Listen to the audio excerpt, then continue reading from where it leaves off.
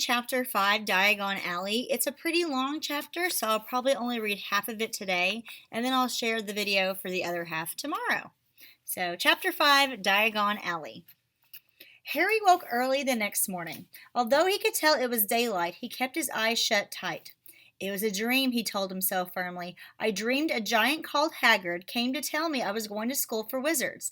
When I open my eyes, I'll be at home in my cupboard. There was suddenly a loud tapping noise. And that's Aunt Petunia knocking on the door, Harry thought, his heart sinking. But he still didn't open his eyes. It had been such a good dream. All right, Harry mumbled. I'm getting up. He sat up, and Hagrid's heavy coat fell off of him. The hut was full of sunlight. The storm was over. Hagrid himself was asleep on the collapsed sofa, and there was an owl rapping its claw on the window, a newspaper held in its beak.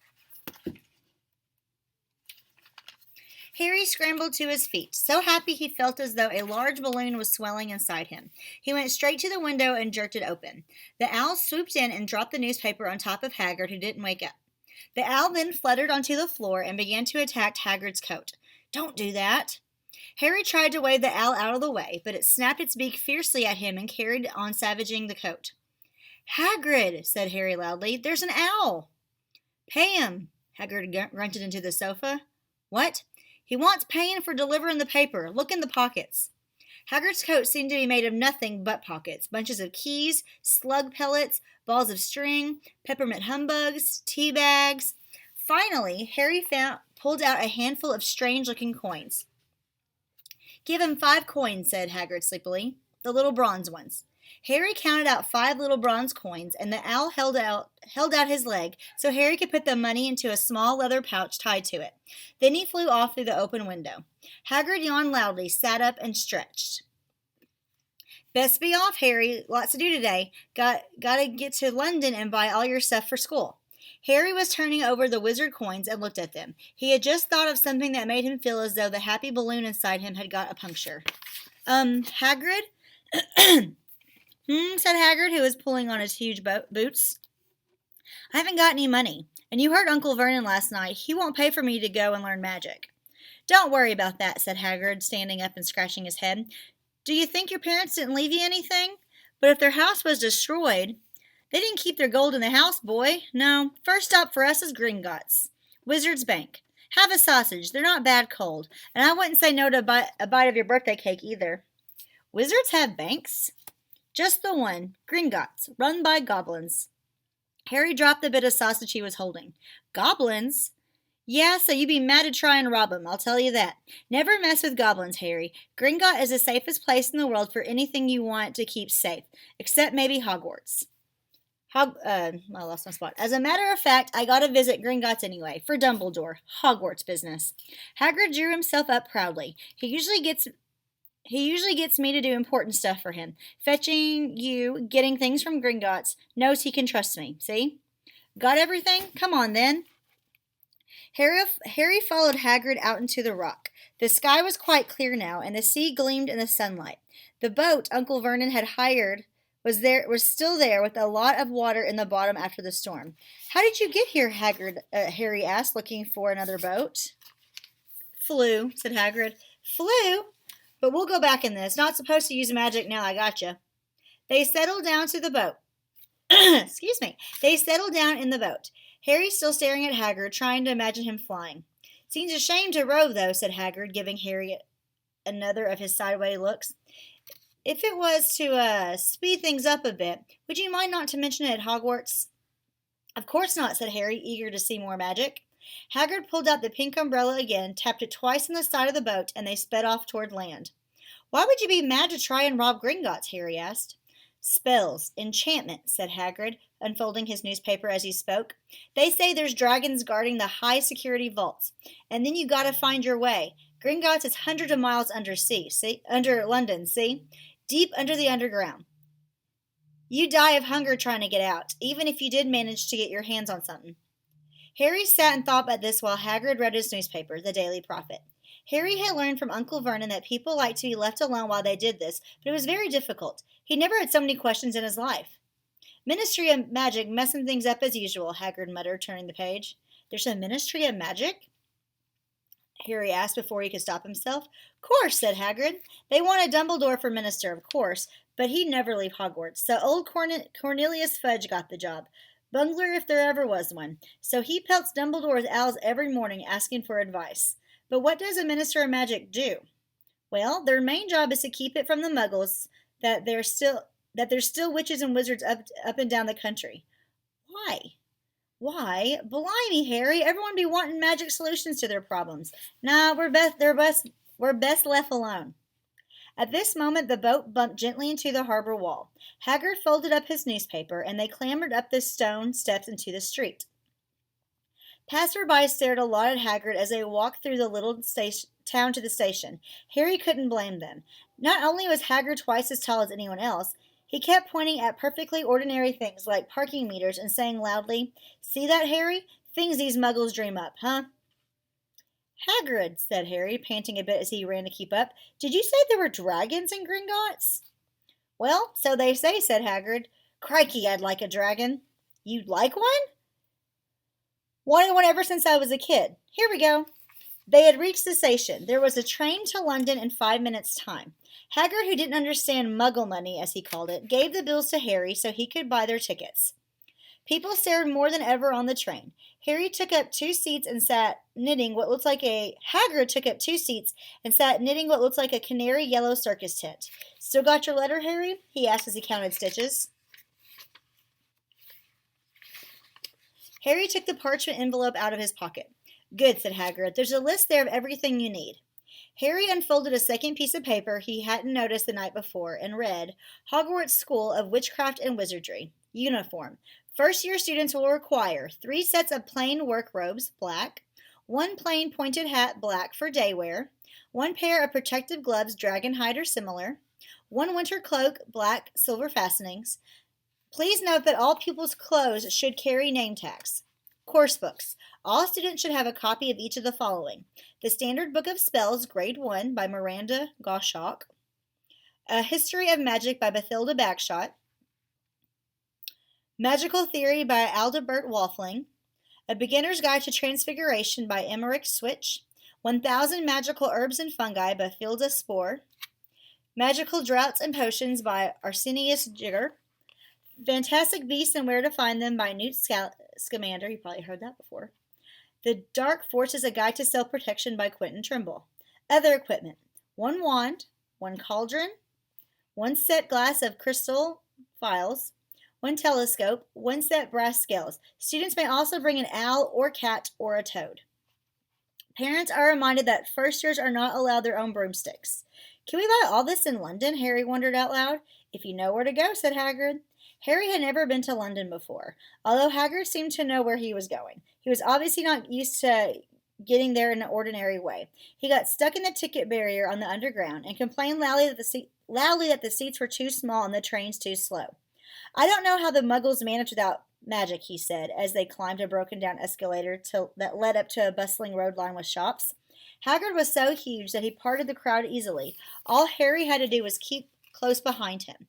They passed bookshops and music stores, hamburger restaurants and cinemas, but nowhere that looked as if it would sell you a magic wand. This was just an ordinary street full of ordinary people.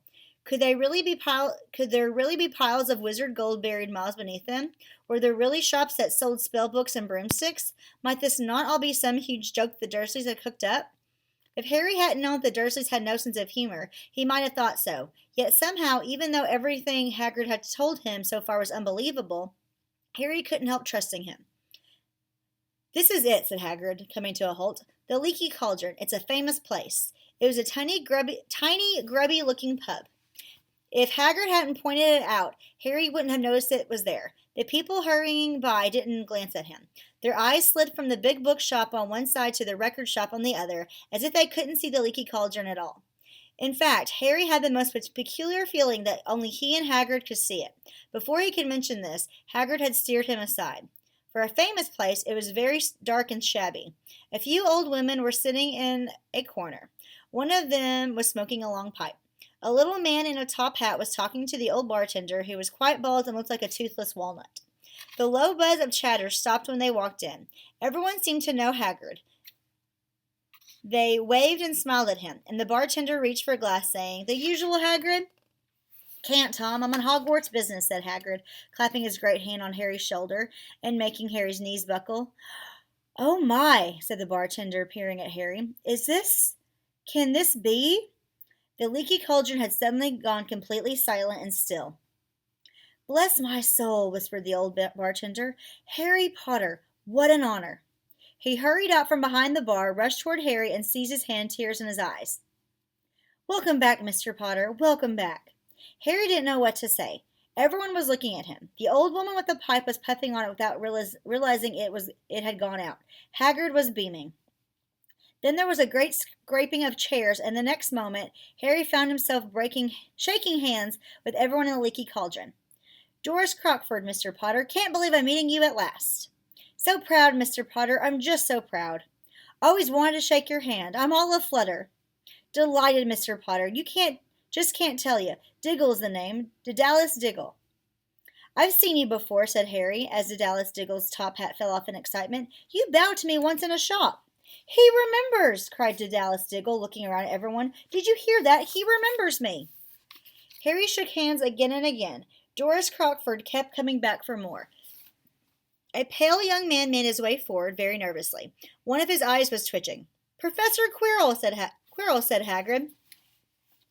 "Harry, Professor Quirrell will be one of your teachers at Hogwarts." "Potter," stammered Professor Quirrell, gasping Harry's hand. "Can't tell you how pleased I am to meet you." "What sort of magic do you teach, Professor Quirrell?" Defense against the dark arts," muttered Professor Quirrell, as though he'd rather not think about it. "No, not that you need it, Potter," he laughed nervously. "You'll be getting all your equipment, I suppose. I've got to pick up a new book on vampires myself." He looked terrified at the very thought. But the others wouldn't let Professor Quirrell keep Harry to himself. It took almost 10 minutes to get away from them all. At last, Hagrid managed to make himself heard over the babble. "Must go on. Lots to buy. Come on, Harry." Doris Crockford shook Harry's hand one last time, and Hagrid led them through the bar and out into a small walled courtyard, where there was nothing but a trash can and a few weeds. Hagrid grinned at Harry. "Told you, didn't I? Told you were famous. Even Professor Quirrell was trembling to meet you. Mind you, he's usually trembling." "Is he always that nervous?" "Oh, yeah. Poor bloke. Brilliant mind. He was fine while he was studying out of books, but then he took a year off to get some first-hand experience. They say he met vampires in the Black Forest, and there was a nasty bit of trouble with a witch. Never been the same since. Scared of the students, scared of his own subject. Now where's my umbrella?" "Vampires?" Harry's head was swimming. Hagrid, meanwhile, was counting bricks in the wall above the trash can. "3 up, 2 across," he muttered. "Right. Stand back, Harry." He tapped the wall 3 times with the point of his umbrella. The brick he had touched quivered. It wiggled in the middle. A small hole appeared. It grew wider and wider. A second later they were facing an archway large enough for Hagrid, an archway onto a cobbled street that twisted and turned out of sight. "Welcome," said Hagrid, "to Diagon Alley." He grinned at Harry's amazement. They stepped through the archway. Harry looked quickly over his head and saw the archway shrink instantly back into a solid wall. The sun shone brightly on a stack of cauldrons outside the nearest shop. Cauldrons, all sizes, copper, brass, pewter, silver, self-stirring, collapsible, said a sign hanging over them. "Yeah, you'll be needing one," said Hagrid, "but we gotta get you money first." Harry wished he had about 8 more eyes. He turned his head in every direction as he walked up the street, trying to look at everything at once. The shops, the things outside them, the people doing their shopping. A plump woman outside an apothecary was shaking her head as they passed, saying, "Dragon livers, 16 sickles an ounce? They're mad." A low, soft hooting came from a dark shop with a sign saying, "Ileps Al Emporium."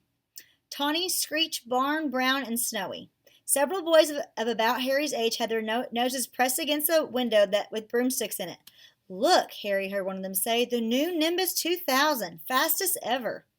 There were shops selling robes, shops selling telescopes and strange silver instruments Harry had never seen before.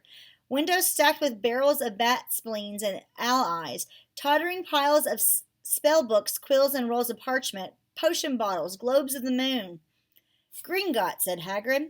They had reached a snowy white building that towered over the other shops.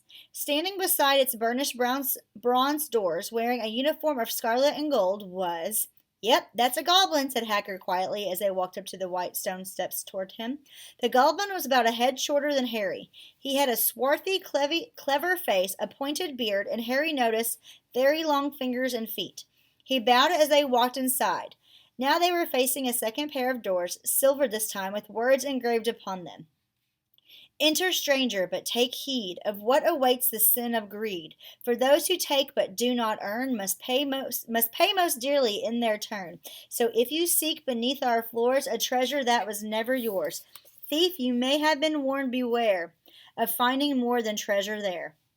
Like I said, you'd be mad to try to rob him, said Hagrid. A pair of goblins bowed down through the silver doors, and they were in a vast marble hall.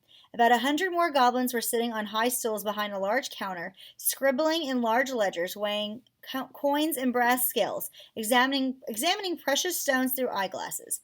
There were too many doors to count leading off the hall, and yet many goblins were showing people in and out of these. Hagrid and Harry made for the counter. Morning, said Hagrid to a free goblin. We've come to take some money out of Mr. Harry Potter's safe. You have his key, sir? Got it here, said Hagrid as he started emptying his pockets onto the counter, scattering a handful of moldy dog biscuits over the goblin's book of numbers. The goblin wrinkled its nose. Harry watched the goblin on their right, weighing a pile of rubies as big as glowing coals. Got it, said Hagrid at last, holding up a tiny golden key. The goblin looked at it closely. That seems to be in order. And I've got a letter here from Professor Dumbledore, said Hagrid importantly, throwing out his chest. It's about the you-know-what in Vault 713. The goblin read the letter carefully. Very well, he said, handing it back to Hagrid. I'll have someone take you down to both vaults. Griphook. Griphook was yet another goblin. Once Hagrid had crammed all the dog biscuits back into his pockets, he and Harry followed Griphook toward one of the walls leading off the hall. I'm going to stop there, and we will finish this chapter tomorrow. Bye!